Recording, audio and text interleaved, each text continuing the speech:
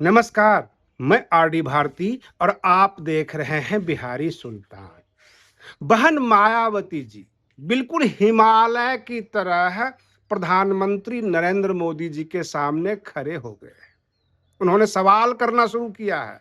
वे सवाल जो नेता प्रतिपक्ष राहुल गांधी जी नहीं कर पाते, वे सवाल जो देश का विपक्ष बने हो, जो जनता के वोट से संसद में पहुंचे हैं, वो सवाल नहीं कर पाते। बहन मायावती जी भाजपा के आमने सामने खड़े होकर आंख में आंख डालकर जो सवाल किया है, बहन जी ने जो पोस्ट डाला, सरकार से आग्रह किया, काफी कुछ छिपा हुआ है उन बातों में। बहन मायावती जी असंतुष्ट हैं पेपर लीक बिल के मामले में। सरकार से सवाल कर दिया, कहते नहीं, ये पेपर लीक बिल जो है, ये आंख में धूल झोंकने वाली बात है। जब घटनाएं घट जाती है तो आप जो है अपराधी को सजा देंगे, लेकिन पीड़ित को क्या मिलेगा? इस बिल में ऐसा कोई प्रावधान नहीं है कि पीड़ित को कुछ मिले।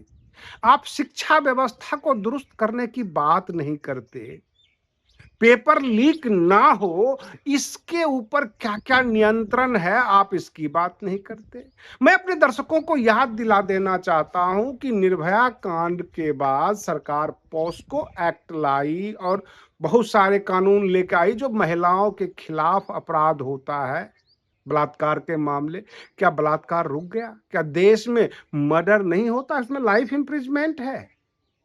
तो ये जो पेपर लीक बिल का जो बिल बनाया है सरकार ने कि पेपर लीक नहीं होगा, इसके ऊपर हम बिल लेके आ रहे हैं। क्या लगता है कि पेपर लीक नहीं होगा भविष्य में?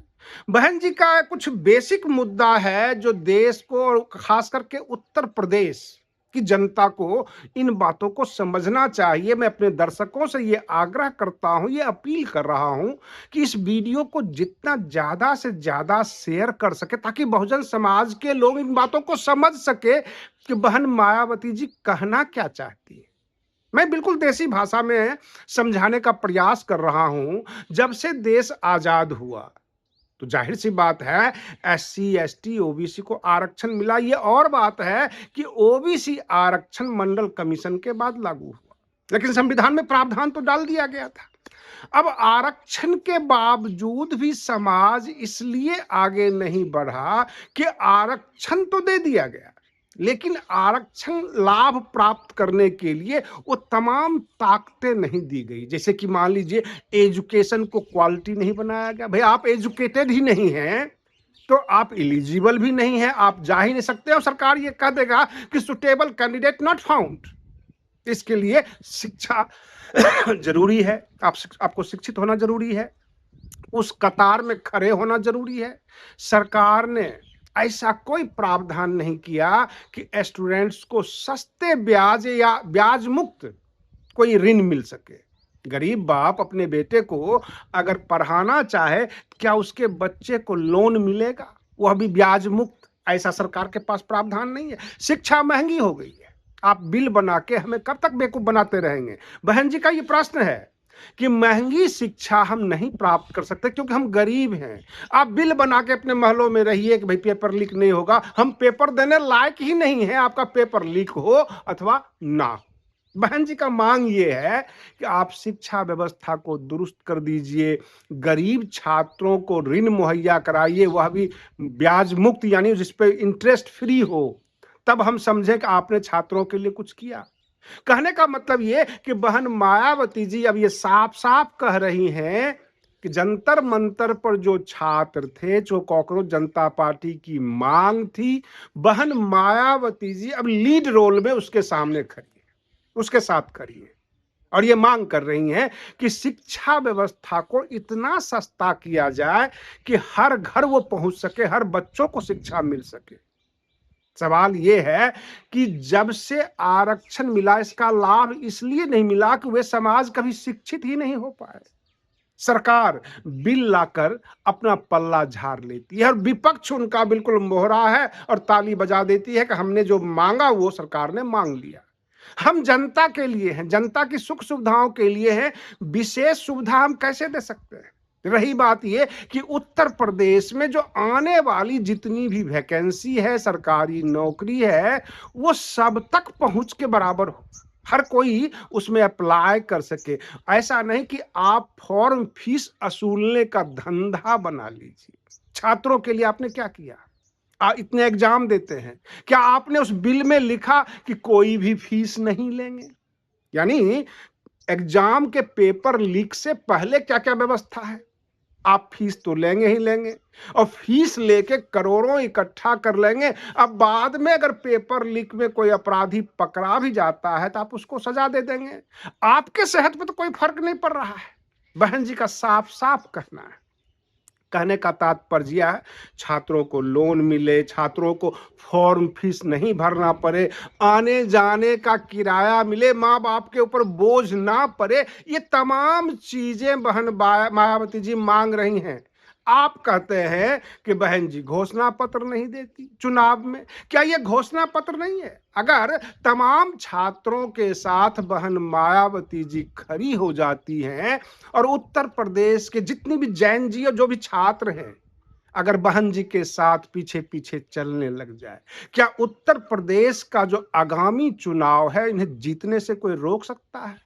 क्योंकि हर ज्वलंत मुद्दे को बहन जी अब टच कर रही हैं। सरकार के ऊपर तीखी नजर है, सरकार से सवाल भी कर रहे हैं। क्या जंतर मंतर पर अखिलेश यादव जी, चंद्रशेखर आजाद, बाकी जितने भी लोग थे, ये सवाल किया कि फॉर्म आगे से फॉर्म फीस नहीं भरूंगा, जो भी वैकेंसी आएगी उत्तर प्रदेश में कोई फॉर्म फीस नहीं भरेगा, आने जाने का किराया भी लूंगा। एग्जामिनेशन सेंटर पर तुम एग्जाम रद्द कर देते हो, कौन सी घटनाएं घट जाती है, तुम अपराधियों को सजा दोगे, मुझे क्या मिलेगा? मेरा किराया कौन देगा? मेरे फॉर्म का जो फीस लग गया है, गाड़ी कमाई, माँ बाप ने कर्जा उधार लेके फॉर्म भरवाया, उसको कैसे चुकाऊंगा? ये सवाल तो किसी ने नहीं किया। बहन मायावती जी ये सारा सवाल कर रही हैं कि आम जनता का राहत क्या मिला इस बिल से, ये बता दीजिए। हम आपके धोखे में आने वाले नहीं हैं, और ये जो आप पेपर लीक बिल लाए हैं, हम तो पूर्णतः असंतुष्ट, हमें ये पसंद नहीं। आप हमें ये बताइए, मोदी सरकार से पूछ रहे हैं, हमें ये बताइए कि पेपर लीक नियंत्रण पर आपने कौन कौन से उपाय किए, छात्रों को क्या क्या राहत दिया, जो आम जनमानस है। आप अपराधियों को सजा दे देंगे, हमें क्या मिलेगा? और इस सवाल का जवाब ना अमित शाह जी के पास है, ना प्रधानमंत्री नरेंद्र मोदी जी के पास है। अगर उत्तर प्रदेश की जनता 2027 में बहन जी को शासन में ले आएगी तो भाजपा के लिए सबसे बड़ी समस्या बसपा होगी, और इसलिए भाजपा हमेशा फ्रंट पे समाजवादी पार्टी, कांग्रेस को रखेगी, ताकि इनके पास वो वैसे ज्वलंत सवाल नहीं है, ज्वलंत मुद्दे नहीं है, इनको हम भटका लेंगे, मंदिर मस्जिद गुरुद्वारे में उलझा लेंगे, सनातन और हिंदुत्व में उलझा लेंगे। क्योंकि जनता का सवाल तो बहन मायावती जी कर रही है। बहन मायावती जी वरिष्ठ लीडर हैं, लोग सुनते भी हैं और समझते भी हैं। और उत्तर प्रदेश की जनता, जो भी लोग ये वीडियो देख रहे होंगे, वो समझ रहे होंगे कि बहन जी का सवाल सही है कि आपने छात्रों के लिए कौन सी राहत पहुंचाई। 20 लाख 22 लाख छात्र होते हैं, 50 लाख छात्र होते हैं, वो फॉर्म भरते हैं, वो एग्जामिनेशन सेंटर पर जाते हैं, इतना बड़ा खर्चा होता है, खर्चा तो लग गया सबका, पेपर लीक भी हुए, और आप अपराधी पकड़ेंगे, उसे जेल में डाल देंगे, 10-20 साल की सजा कर देंगे। इन लोगों का जो नुकसान हुआ उसकी भरपाई कौन करेगा? ये सवाल पूछती है बहन मायावती जी केंद्र सरकार से, और जवाब आपको देना होगा। अगर विपक्ष की नेता बहन मायावती जी होती, नेता प्रतिपक्ष, आज की तारीख में आप कल्पना कर लीजिए, क्या मोदी जी इतनी मनमानी कर पाते? हर जगह सवाल खड़ा कर देती, और देश सुनता भी और समझता भी सवाल जायज है। आज पेपर लीक के मामले में विपक्ष गदगद है कि बिल बन गया, और बिल बन गया अपराधियों के लिए। छात्रों के लिए क्या मिला? छात्रों के लिए लड़ाई लड़ी जा रही थी कॉकरोच जनता पार्टी जंतर मंतर पर, अपराधियों को सजा दिलाने के लिए थी अथवा छात्रों के भविष्य के लिए थी? ये सबसे बड़ा सवाल है, और ये सवाल उत्पन्न होगा, पूरे देश में ये चर्चा का विषय बन जाएगा कि छात्रों के लिए क्या हुआ। आपने ये तो मांग ली कि जो छात्र पीड़ित हैं, विक्टिम है, उसको 1-1 करोड़ रुपए मुआवजा दो।